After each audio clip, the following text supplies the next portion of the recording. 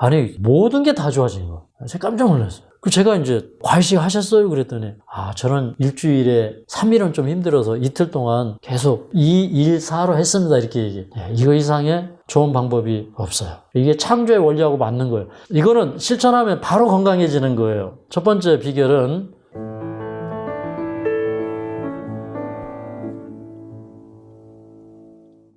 바로 건강해지는 비결이라는 제목으로 여러분에게 말씀을 드리고자 합니다. 현대인들은 마음이 급합니다. 그래서 건강해지는 비결을 바로바로 깨닫고 알기를 원해요. 바로 건강해지는 이 비결을 20년 동안 이렇게 해오고 있지만 저의 방법은 바뀌지 않았습니다.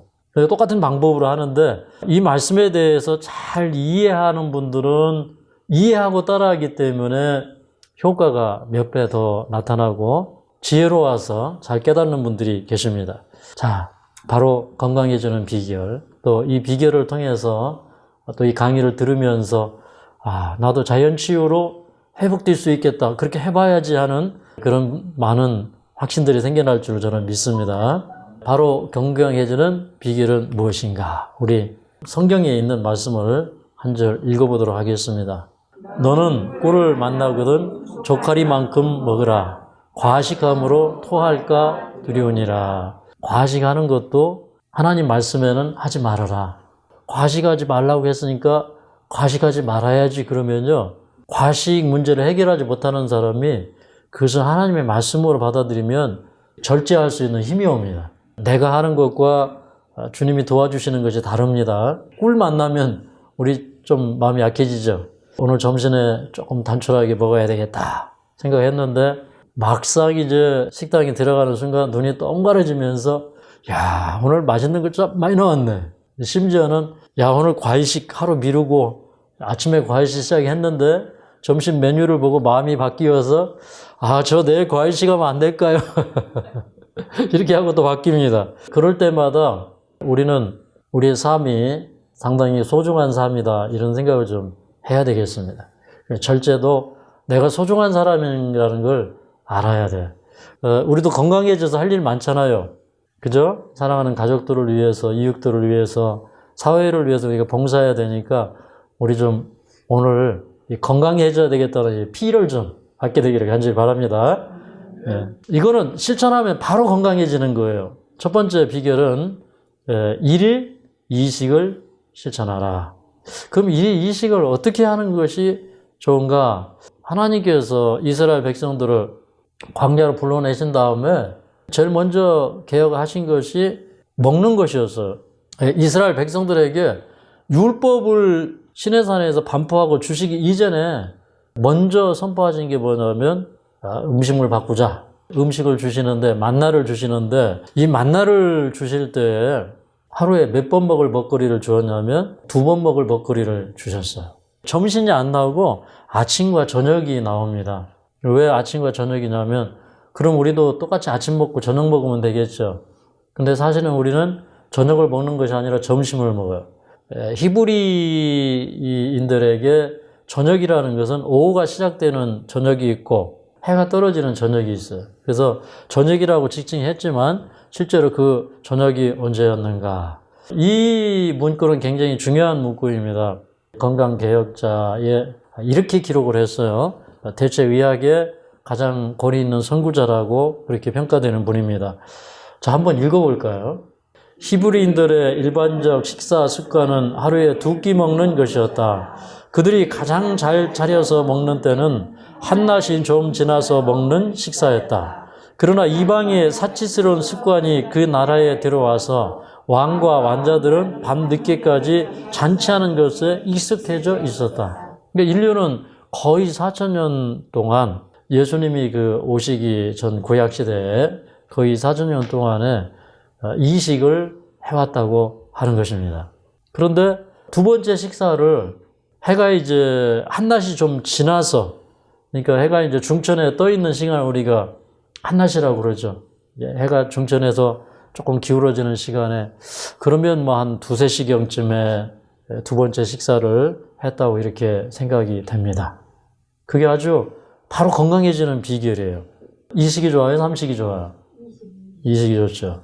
이제 이식을 하는데 이제 어떤 분들은 요즘에 이제 현대인의 생활 패턴 때문에 아침을 잘 안 먹고 점심하고 저녁 드시죠.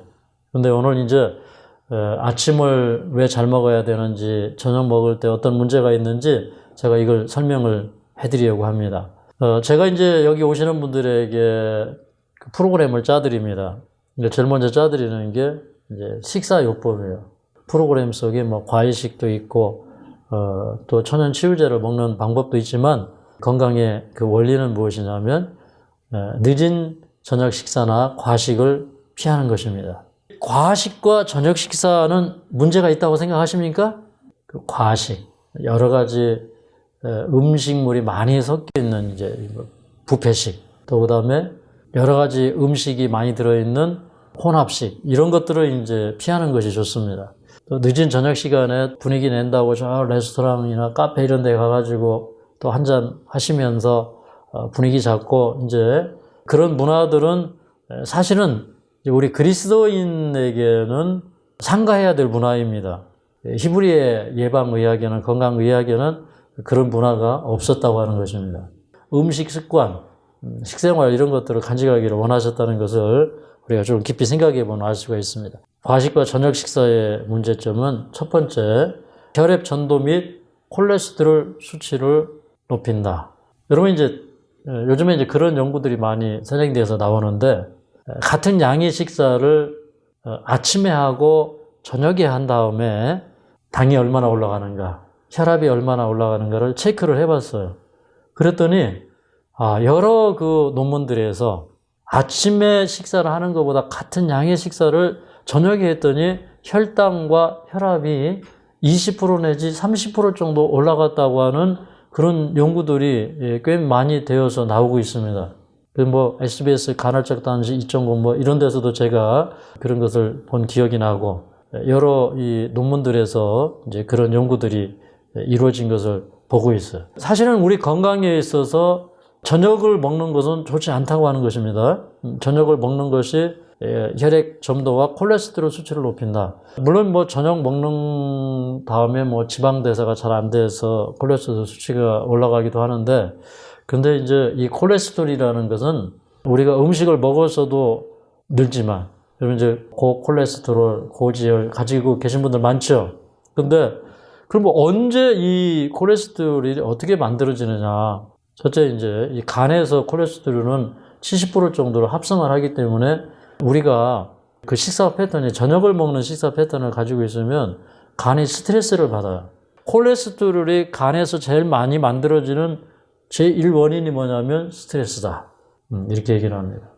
두 번째 뭐 몸에 염증을 많이 가지고 있고요. 그럼 이제 콜레스테롤이 많이 만들어져요. 그 저녁 먹고 소화를 잘 못 시켜서 장에서 가스가 발생하고, 그러므로 형이성 세포가 만들어지고 독성이 발생하고, 이러면은 간이 스트레스를 받아요. 그러면은 혈액 점도가 올라가고 콜레스테롤 수치가 올라가는 거예요. 이제 그 암 환자분들이 가지고 있는 공통점은, 이제 혈액을 보면 혈액이 끈끈하고 적혈구가 다 뭉쳐 있고 산소 공급이 안 돼 가지고 피가 시커멓게 산화되어 있고, 이런 문제점을 가지고 있죠. 근데 저녁만 안 먹어도 이런 문제들이 많이 완화되기 시작합니다. 즉각적으로 완화되기 시작해요. 그 다음에 밥 먹고 나면 이렇게 그 걷는 게 좋죠. 적당한 활동을 하는 게 좋은데, 저녁 먹고 나면 어떻게 됩니까? 저녁 먹고 나면 뭐 10중 8구는 누워요. 그죠? 그러니까 누워 있으니까 위장운동, 소장운동 잘 안 돼요. 자꾸 소화기관이 무력해지고 위가 안 움직이면 자꾸 뭐 위하수가 되고, 소장도 연동운동을 안 하고 이제 이렇게 되는 것입니다. 그 다음에 이제 과식과 간식이 가져오는 문제점이 뭐냐. 자, 위산은 뭐 20대 때 제일 많이 나왔다가 70대, 80대 되면은 뭐 한 3분의 1, 뭐 4분의 1 이렇게 떨어집니다. 그래서 위산이 부족해도 소화를 잘 못 시키고, 그 다음에 어떤 사람들은 위는 비교적 괜찮은 것 같은데 간이 안 좋아서 담즙 생산이 잘 안 되는 사람들 있죠. 근데 그 원인이 뭐예요? 위산과 담즙의 부족을 불러오는 원인이 뭐라고요? 가식과 간식, 늦은 저녁 식사 이런 거 다 그런 거예요. 뭐 위가 멀쩡하고 소장이 멀쩡해도 간이 스트레스를 받으면 담즙이 묽어지고 담즙이 부족해지고 이런 현상들을 일으켜요. 그러니까 아무리 검사해봐도 문제가 없는데 소화가 잘 안 되는 거예요. 요즘에 이제 많은 사람들이 한 가지 착각 속에서 살고 있는데 소화 잘 되십니까? 그러면 소화가 잘 안 되는 분들이 셋 중에 둘은 소화가 잘 됩니다. 이렇게 얘기해요. 그러니까 잘 먹고 잘 누우면 그러면 소화가 잘 된다고 믿어요. 뭐가 좀 걸려서 안 나와야 소화가 안 된다고 믿어요. 근데 흡수율이 떨어진 분들은 소화가 잘 안 되는 겁니다. 4번에 이제 간이 스트레스 받으면 어떻게 된다고요? 담즙염의 수치를 떨어뜨린다. 그러면 담즙의 농도가 떨어지면 소화가 잘 될까요? 안 될까요? 잘 안 되는 거죠? 그 다음에 재흡수율도 떨어진다. 그 다음에 이제 5번째, 담즙이 이렇게 잘 흘러야 돼요. 그런데 우리 환우분들의 공통점은 뭐냐면 담즙이 잘 안 흘러가요. 당관의 세포막이 손상되거나 또는 이제 담즙이 역류해서 이게 혈액으로 들어와요. 그럼 어떻게 될까요? 혈청 담즙산 수치가 높아요. 이게 이제 우리 몸에 이 콜레스테롤이나 노폐물을 소화액으로 만들어서 이걸 소화시키고 내보내야 되는데 이게 이제 역류해서 혈액으로 들어오니까 이게 역류하면은 이제 뭐 담즙산도 올라가고 빌리빈 수치도 올라가고 이러면 몸이 또 가려워요. 이게 이제 독성을 띠기 때문에. 우리가 암을 이긴다! 이러면 이제 이런 문제들이 해결이 돼야 되는 거예요. 그러니까 과식, 간식, 저녁 식사가 이게 이 암이 생존할 수밖에 없는 그런 환경을 계속해서 만들어주는 거예요. 저녁은 안 먹는 게 제일 좋은데 그나마 이제 과일을 주는 것은 오랜 습관에 익숙해져 있고 뭐 급격한 뭐 저혈당이 오거나 이제 적응하지 못하는 이런 현상들을 해소하기 위해서 과일을 드리는데 그걸 또 못 참고 절대로 비밀로 해가지고 나갈 때까지 방 안에다가 꼭꼭 숨겨먹고 뭘 이렇게 먹는 분들 계셔요. 네. 근데 그게 거의 들통은 납니다. 그러니까 그런 것들이 똑같이 이제 자연치유를 하는데 어떤 분들은 회복돼서 일어나는 거예요. 중환자도 회복돼서 일어나는 거예요. 근데 어떤 분들은 회복을 못 하는 거예요. 그게 뭐냐면 이 건강 원칙을 이해하지 못했기 때문에 이걸 머리로 이해하지 못하니까 이게 동의가 이루어지지가 않는 거예요. 담즙명이 잘 흐르지 않고 역류하고 이제 이런 현상들이 있다 보면 이게 간에 이렇게 쭉쭉 빠져나가야 되는데 간에 고여 있으니까 이 간에 문제가 생기는 거예요. 염증도 더 올라가고 염증이 자꾸 생기다 보면 간이 섬유화되고 간 경변이 되고 간 기능 부전으로 이어집니다. 6번째는 과식과 저녁 식사. 과식이나 저녁 식사는 간의 지방분해 능력을 떨어뜨려요. 그러면 콜레스테롤이 결국에는 간과 온 몸에 축적이 되어서 좋지 않은 영향이 있게 되고 간도 지방간이 되는 거예요. 지방간이 돼가지고 오시는 분들이 의외로 많아요. 마른 사람은 지방간이 없나요? 바싹 말랐는데도 지방간이 있어요. 원래 우리 몸에 간에 이제 지방을 한 5% 정도 쌓아 놓아야 되는데 지방간이 심하면 이제 30% 이상 이렇게 쌓이기도 해요. 그러면 지방간이 있는 분들 대개 보면 이제 에너지 대사 기능이 떨어져요. 해독을 못 하는 거예요. 그러니까 몸이 굉장히 피곤해요. 약을 많이 먹어도 간이 에너지 대사가 떨어져요. 단백질 대사 기능이 떨어져요. 그래서 과식, 저녁 식사 좋지 않다. 이제 음식물을 먹으면 음식물이 정상적으로 흡수가 되어서 이게 이제 발효가 되어서 우리 몸 안에 흡수가 되어야 되는데 이게 부패가 되는 거예요. 부패가 되면 장이 부패될 때 일어나는 현상이 뭐예요? 제일 먼저 어떤 현상이 일어나요? 가스가 져요. 그죠? 막 방구가 나와요. 근데 이제 이게 뭐 밥 먹고 되게 뭐 머리를 많이 쓰거나 신경을 많이 써도 가스가 나와요. 그죠? 이런 그 가스가 발생하고 장이 산성화되고 할 때는 유익균이 잘 자랄까요? 유해균이 잘 자랄까요? 유해균이 잘 자라요. 그러면은 이제 이 독성물질이 더 많이 생겨요. 그 독성물질과 더불어서 장벽이 나빠지고 장벽이 무너지고 세균, 바이러스 이런 것들이 우리 몸 안으로 유입이 돼요. 이게 림프에 유입이 되면은 림프에 그 염증이 생기면은 림프가 부어버려요. 림프 부종이 와요. 자꾸 이렇게 뱃살 이렇게 나오는 사람들 있잖아요. 이거 콜레스테롤 많이 섭취해서 그러기도 하지만 이게 이제 림프 폐색에 의해서 이게 자꾸 뱃살이 생기는 거예요. 기관에도 이제 그 림프 부종이 생기면 림프 순환이 잘 안 되는 거예요. 그러면 거기에 또 우리 장기들이 그런 그 림프 부종으로 인해서 지방으로 뒤덮여지는 그런 일들이 일어나서 내장 지방들이 많아지는 겁니다. 건강의 회복은 장에서부터 이루어집니다. 림프가 안 좋아서 생기는 질병이 참 많은 것 같아요. 그렇죠? 그래서 이제 그런 암들이 많기 때문에 일단은 우리 이 장을 청소를 잘 해줘야 된다. 그래서 저녁 식사는 하지 말아라. 그 다음에 혈액과 림프에게 저류 현상. 혈액과 림프 쪽에 그 부패한 음식물들이 유입이 될 때 혈액과 림프에게 저류 현상이 나타난다. 그 혈액과 림프가 잘 흐르지 않으면 결과적으로는 어떤 문제가 발생합니까?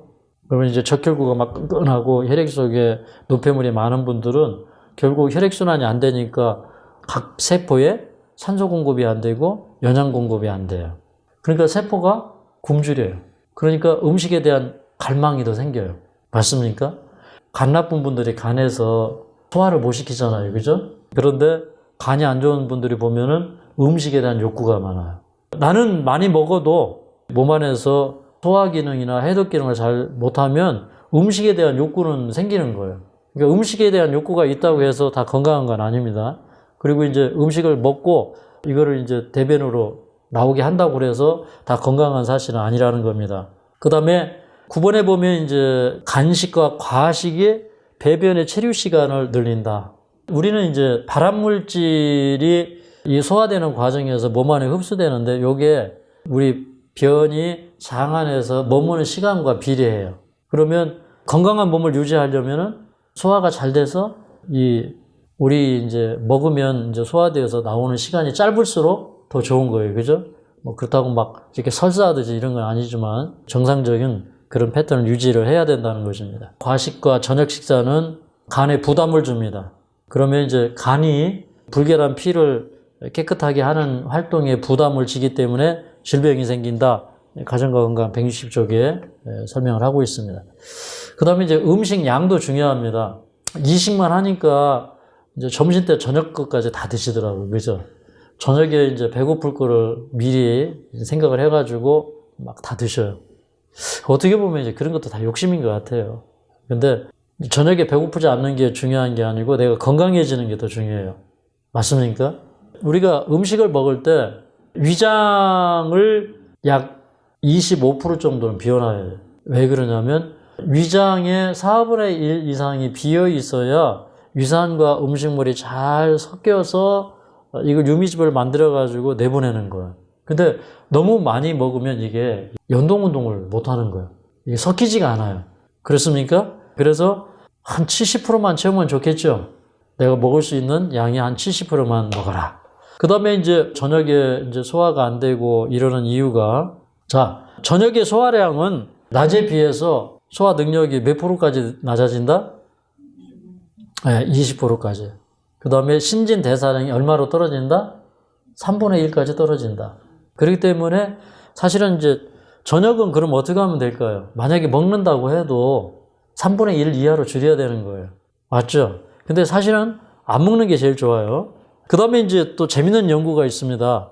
저녁에 과식을 하고 자면 이제 깊은 수면을 못 하죠. 뭐 깊은 수면을 못 하거나 아니면 이제 또 저녁 먹고 또 소화시키려고 막 저녁에 운동하고 늦게 자고 이러다 보면 이제 수면이 부족한데, 수면이 부족한 사람이 점심이나 저녁에 과식하게 되어야 그런 그 생체 원리가 있는데, 여기 보면 이제 수면 부족인 허기 호르몬인 2AG 이 호르몬을 이렇게 생성을 시켜요. 이게 이제 허기 호르몬이에요. 그 다음에 허기를 느끼게 하는 그렐린 호르몬을 늘리고, 그 다음에 배부름을 느끼게 하는 렙틴 호르몬을 줄여요. 그러니까 2AG 호르몬이나 이제 여기 그렐린 호르몬 이런 것들과 렙틴 호르몬, 식욕을 억제하는 호르몬의 균형이 굉장히 중요합니다. 잠을 안 자시는 분들은 그렐린 호르몬이 더 많이 분비가 되고, 그 다음에 식욕을 억제하는 렙틴 호르몬은 적게 분비가 되는 거예요. 그러면 배고픈 생각이 더 많이 들어요. 그 수면 부족은 곧 허기로 이어지는 겁니다. 그래서 이제 자꾸 이 과식을 하게 되는 그런 원인이 있고요. 우리 쾌락 춘추 시스템에서 합성되는 2AG라고 하는 물질이 있는데, 이 2AG는 배고픔을 느끼게 하고 알코올이나 니코틴에 대한 욕구를 더 높여주는 그런 호르몬이에요. 그러니까 잠을 안 주무시는 분들은 자꾸 몸에 이렇게 해로운 것을 요구하는 그런 특성이 있는데, 2AG라고 하는 이 호르몬이 오전에서부터 이렇게 증가가 되어서 12시 반에 절정을 이루는데, 근데 잠을 늦게 주무시는 분들은 또 뭐 늦게 자고 늦게 일어나는 요인도 있고 수면 부족의 요인도 있어서 이게 오후 2시에 최고조에 이르는 거예요. 그러니까 아침은 안 먹고 점심은 좀 늦지막큼 먹고 그 다음에 저녁에 가서 어떻게 되는 거예요? 폭식하게 되는 거예요. 이게 다 과학적인 원리가 있더라는 거예요. 그러니까 우리가 절제를 하기 위해서는 절제 생활이 이루어지려면 저녁에 일찍 주무셔야 된다는 거예요. 이게 과학입니까? 그래서 뭔가 우리 그 욕구의 어떤 균형이 깨지는 거예요. 자연적인 우리 욕구의 균형이 깨지는 거예요. 저는 이런 걸 보면서, 우리가 절제 생활을 안 하면 이렇게 우리의 이 욕구도 변화되는 거예요. 이게 왜곡되는 거예요. 그래서 우리가 품성을 변화시키고 주님 안에서 예수님 닮은 품성으로, 사랑의 품성으로 살아가고자 하는 사람들은 우리의 이 생활을 바꾸지 않으면 안 된다는 것이에요. 맞습니까? 어떤 사람들은요, 이런 사람이 있어요. 저분은 참 착하고 품성이 좋은 것 같아요. 그런데 건강이 안 좋아요. 사실은요, 건강이 안 좋은 사람들은 대개는 그런 품성의 약점도 가지고 있어요. 맞습니까? 그러니까 절제하는 것도 품성이에요. 맞습니까? 여러분, 우리가 일을 하는 데 있어서 건강한 사람이 인내해요. 근데 건강하지 못한 사람도 인내하지 못해요. 맞습니까? 그리고 우리 신경도 이게 부경신경, 교감신경 이런 것들이 균형이 잘 이루어져야 되는데 건강하지 못하면 신경질적으로 변해요. 그죠? 그럼 자꾸 짜증을 나게 돼요. 그런 것들이 다 부절제하는 생활 속에서 온다는 것입니다. 그럼 또 내가 짜증내면 또 상처를 주잖아요. 그죠? 그런데 이 상처받는 사람의 마음도 생각을 해야 돼요. 내가 연약해서 상처를 주고 있다. 그건 뭐 또 상처받는 쪽에서 저 사람이 약하니까 신경이 약해져서 화를 내나 보다. 옛날에 그런 분이 계셔요. 교육감 하시던 선생님이 오셨는데, 이 와이프가 변비가 또 그렇게 심해요. 이 남편분이 자기 와이프가 이제 화장실 들어가서 끙끙대다가 안 되면 이제 남편을 부르면은요, 그 항문을 다 마사지하고 어떤 때는 이렇게 손가락으로 파내고 해가지고 이제 변을 보시는 거예요. 이분이 하루는 저한테 와가지고 눈물이 글썽글썽 해가지고 하시는 말씀이, 우리 와이프는 저만 보면 어떤 때는 막 화를 벼락같이 냅니다. 막 그래요. 근데 그분이 이제 그게 너무너무 이제 섭섭한 거예요. 정말 제가 볼 때는 그 연세에 그냥 변을 못 본다고 그것도 뭐 매일처럼 그냥 항문 마사지 해가지고 그렇게 해서 변을 빼주는 남편이 얼마나 되겠습니까? 근데 와이프가 화를 벼락같이 낸대요. 그분은 이제 화를 벼락같이 낼 수밖에 없는 그런 몸을 가지고 있어요.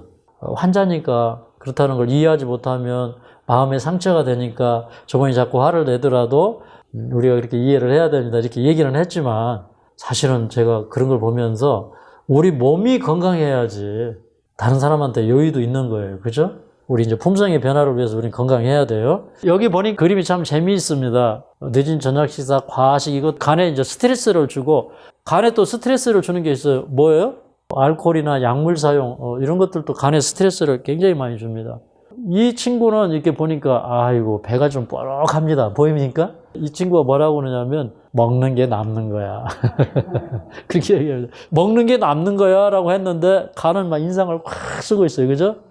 이제 육식, 과식 이런 게 간에 이제 스트레스를 주고, 간에 또 스트레스 받는 요인이 있는데, 뭐가 또 간이 스트레스를 받아요? 수면 부족, 그죠? 수면 부족하면 자꾸 어떻게 된다고요? 아까 보니까 저녁에 먹게 되고 과식하고 이러면 이제 간도 지방간이 되고 에너지 생산기능이 떨어져가지고 아주 죽을 상이죠. 이제 이 지방간은 에너지 대사 기능이 떨어지고 그다음에 수면 부족 현상이 이루어지고 그러다 보니까 이렇게 하체만 튼튼해지는 거죠. 그죠? 완전히 피라미드네, 그죠? 그래서 일단은 저녁에 일찍 자야 된다. 지금부터는 제가 드리는 것은 잘 먹어야 건강하다. 이런 것 때문에 자꾸 먹으려고 그러는데 아무리 먹어도 소화를 못 시키면 소용이 없어요.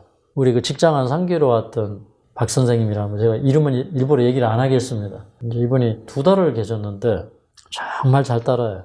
여기 오셔서 신앙도 받아들이고 정말 잘하셨어요. 그런데 이분이 사실 계시는 동안에 큰 변화는 없었어. 그런데도 이분은 그냥 잘 따라하셔.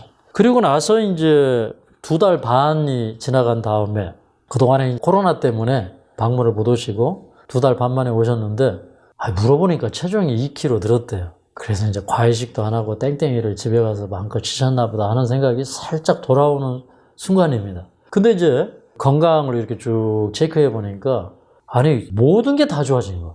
제가 깜짝 놀랐어요. 그 제가 이제 과외식 하셨어요? 그랬더니 저는 일주일에 3일은 좀 힘들어서 이틀 동안 계속 2, 1, 4로 했습니다. 이렇게 얘기해. 그리고요 제가 아침에는 과일 먹고 점심에 밥 먹고 저녁은 아예 안 먹었습니다. 그래요. 그 제가 놀란 게 이분이 여기서 나갈 때보다 체중이 2kg가 늘어왔어요. 그리고 얼굴을 보니까 여자 얼굴처럼 건강해졌어요. 피부가 너무 좋아요. 와이프는 옆에 있는데 우리 집사람이 마귀입니다. 그래. 와이프는 자꾸 먹으라고 한다는 거예요. 먹고 살찌라고 먹으라고. 그런데 자기는 아니라는 거예요. 근데 이분이 밥을 하루에 사실 한 끼 먹는 거잖아요. 그죠? 그리고 아침 저녁에 이제 과일 먹고 이제 이렇게 지내신 거예요. 그런데도 해독이 잘 되고 하니까 해독을 잘하니까 조금만 먹어도 영양검사를 확 하는 거예요. 그 이분이요 2kg가 늘어왔어요. 이걸 보면서 이 사람은 많이 먹어서 건강한 게 아니라 해독을 잘 시키고 흡수를 잘 시켜야 건강하다. 이거를 이제 이분이 또 증명을 한 거예요. 근데 이분은요 너무너무 철저하게 해요. 많이 먹는 게 중요한 게 아니라 해독을 잘하는 게 중요하다. 해독이 잘 되려면 우리 아침과 점심을 잘 먹고 저녁 시간을 비워놔야 저녁에 해독을 하는 거예요. 8시간 이상 속이 비워져야 해독 스위치가 켜진다. 잘 아시죠?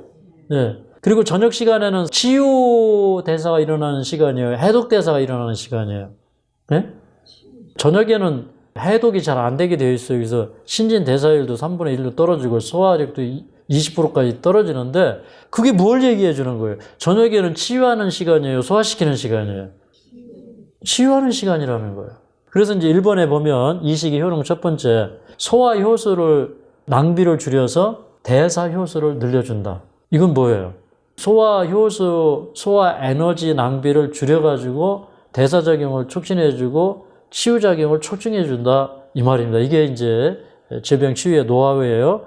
그 다음에 2번째, 우리 이제 소화기 계통이 병든 사람들은 점막 조직이 다 병들어 있어서 점액이 잘 안 흘러요. 소화액이 잘 안 흘러요. 장관액이 안 흘러요. 이런 사람들은 어떻게 하면 이 소화액이 빨리 재생이 되느냐, 위암이든 대장암이든 직장암이든 속을 비워주는 게 최고예요. 우리 점막 조치처럼 빨리 변하는 게 없어요. 맞습니까? 네, 위벽세포는 2시간 반 만에 바뀌어요. 그렇기 때문에 간이 회복이 되려면 간이 쉬어야 돼요. 위장이 회복이 되려면 위장이 쉬어야 돼요. 소장이 회복이 되려면 소장이 쉬어줘야 돼요. 저녁만 쉬어줘도 우리 이 장기는 새롭게 힘을 내기 시작하고 스스로 자가 정비를 한다 이 말입니다. 그래서 반드시 우리 장기는 저녁 시간에 자가 정비를 할 수 있는 시간을 주어야 된다. 3번째는 하루에 2번씩 먹고 섬유질 식사하시고 이러면 변이 잘 나옵니까? 무조건 변이 잘 나오게 해줘야 돼요.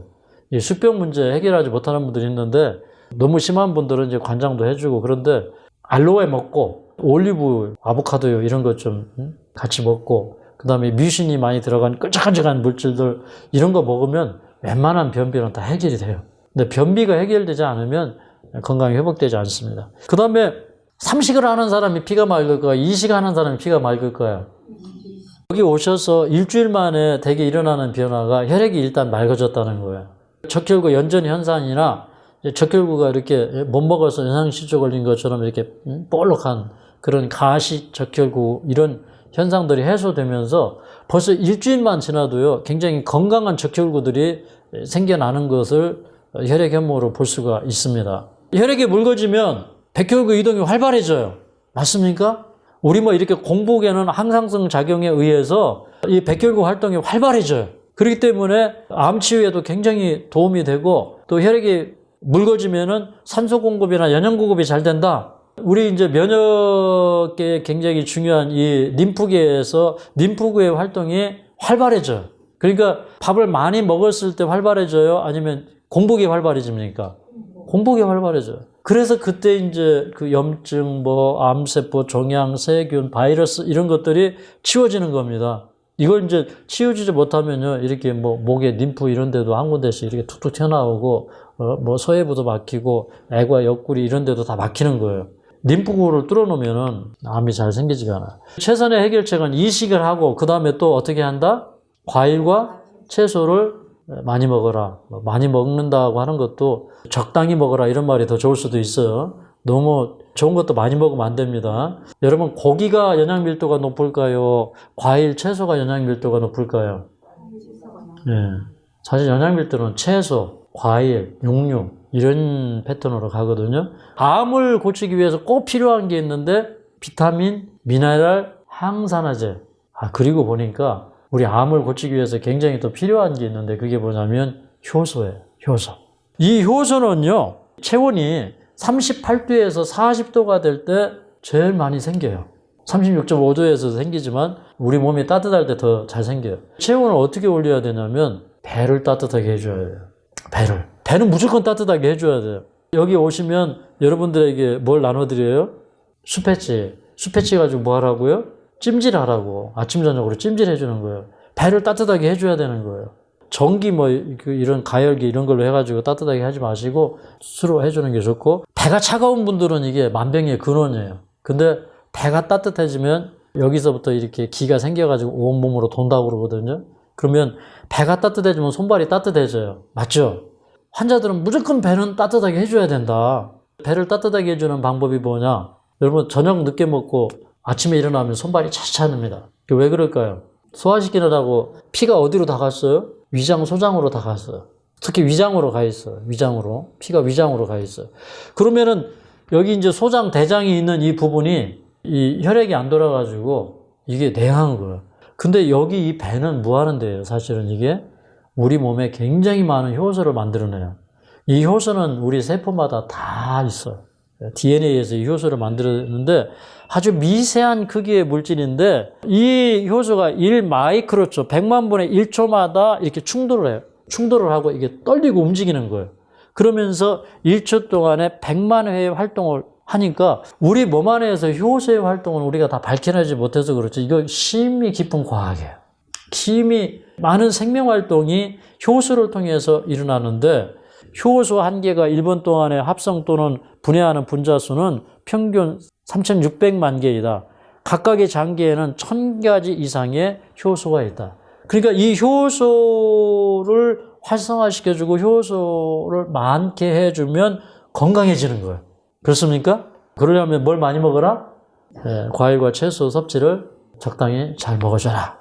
해독에 있어서 제일 중요한 게 1단계는 뭐냐면, 독소가 우리 몸 안에 이렇게 지용성 독소가 나오면 이 독소를 이 시트코륨 효소가 분해를 시키기 때문에 간에서 뭐가 많이 필요하다는 거예요?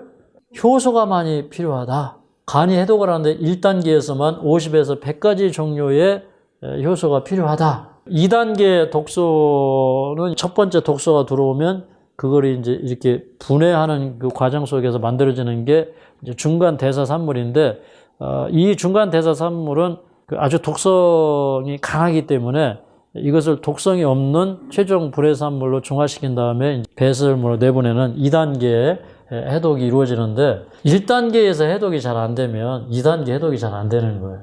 맞습니까? 그래서 여러분, 소화도 어디서의 소화가 제일 중요해요? 제일 먼저 소화가 어디서부터 이루어져요? 입에서부터, 그죠? 1단계에서 완전한 소화가 안 되면 2단계, 3단계에서 소화가 안 된다는 거예요. 그래서 일단은 이제 간이 해독력을 높이도록 도와줘야 된다. 이런 말씀이고요. 우리가 전분, 탄수화물, 단백질, 지방 이런 것들을 다 분해하는데도 전부 필요한 게 뭐예요? 아밀라제, 리파제, 프로테아제, 단백질을 분해하는 대표적인 효소, 프로테아제 종류만 해도 9천 종이 있는데, 이런 것들이 전부 뭐라는 거예요? 효소라는 겁니다. 네, 효소. 여러분, 고기가 소화가 잘 돼요? 과일, 채소가 소화가 잘 돼요? 왜 소화가 잘 됩니까? 거기에 뭐가 많아서? 네, 효소가 많아서 그렇다. 효소는 곧 생명이다. 이런 생각이 들어갑니다. 생명력을 높이려면 효소를 많이 먹어라. 우리가 이식을 했을 뿐만 아니라 일주일에 하루, 이틀 혹은 3일 주기적으로 과일식을 해주는 게 좋아요. 해독을 해주고 영양을 높이고. 근데 사실은 과일을 먹으면 영양 밀도가 떨어집니까?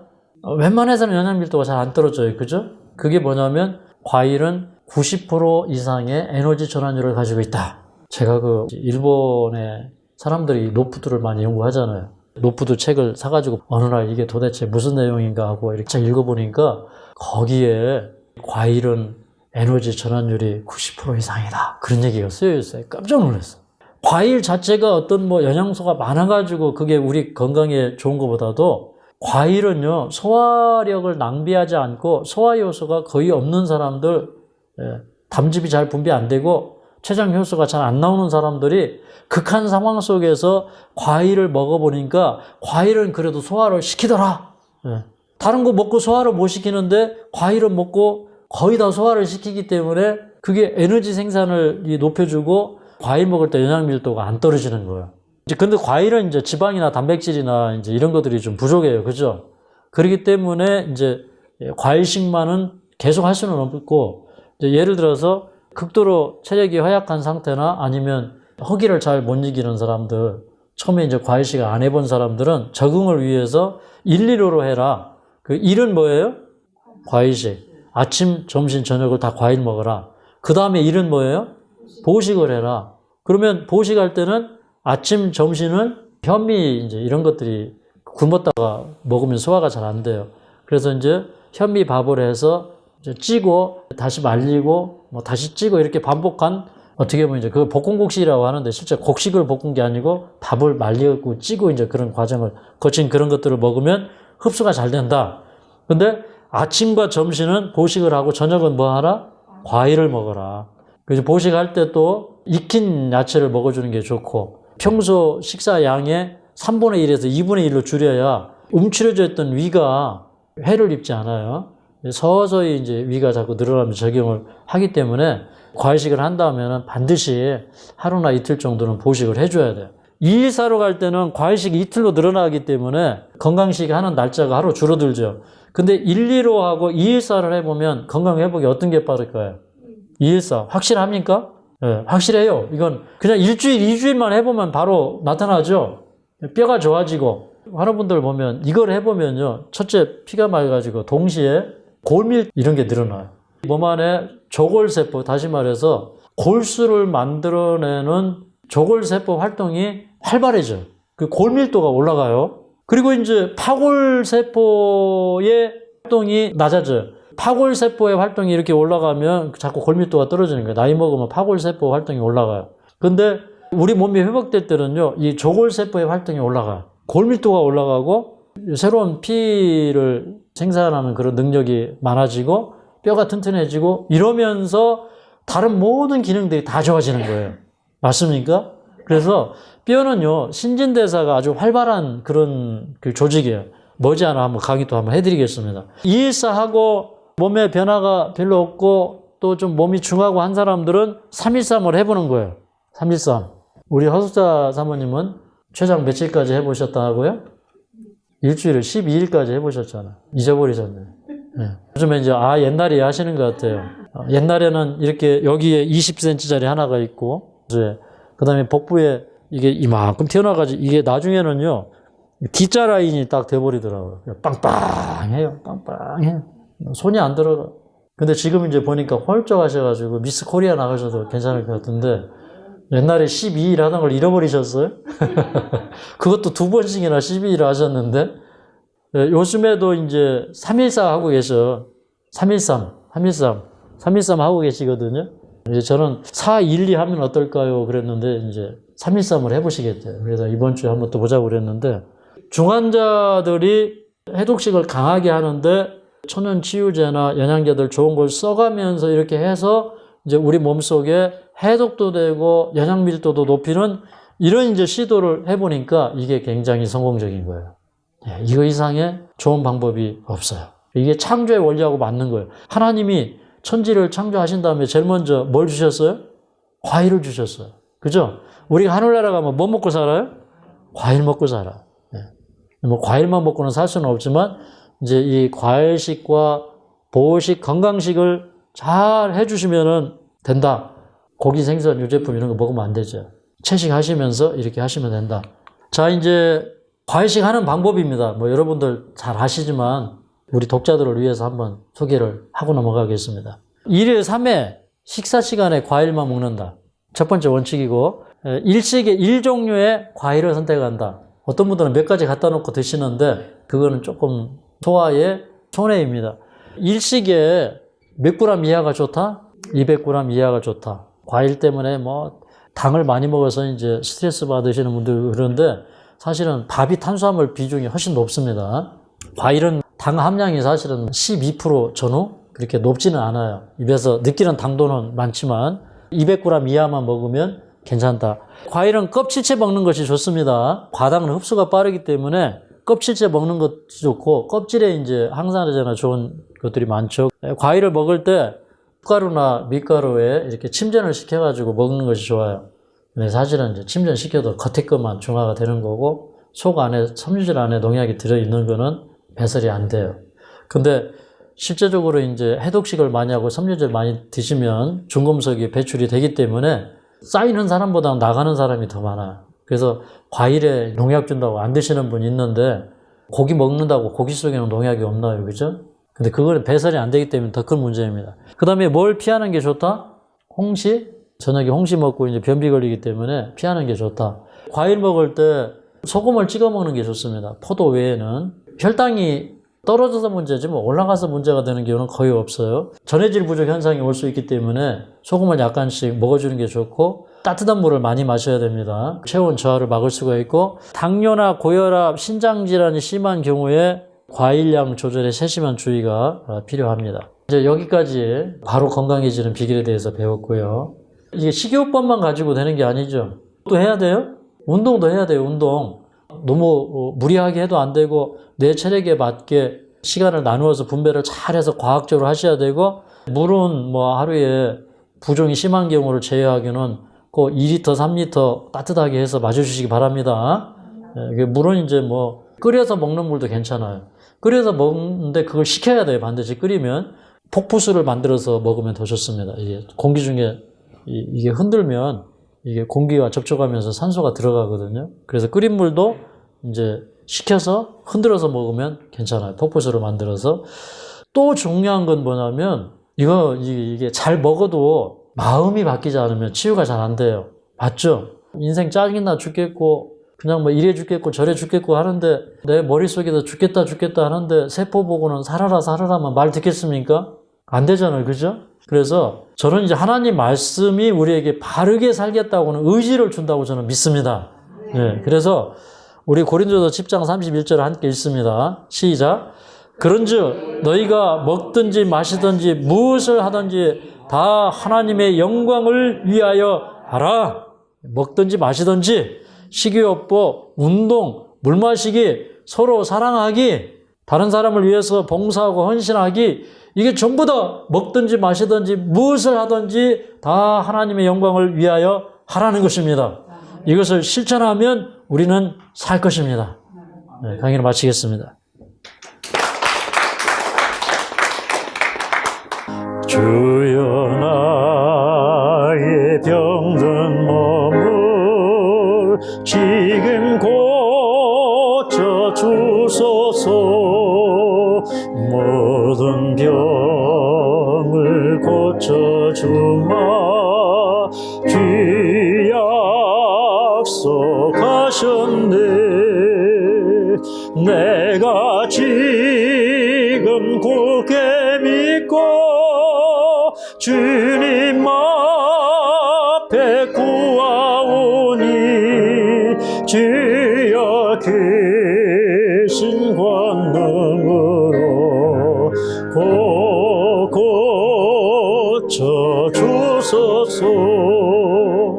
주여 당신 뜻이라며 나를 고쳐주소서.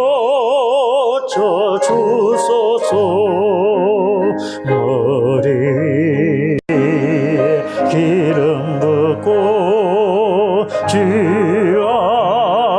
앞에 엎드려 모든 것을 다 다치고 간구하는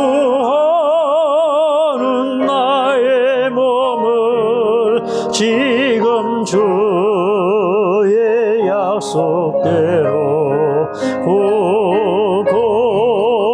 고쳐 주소서.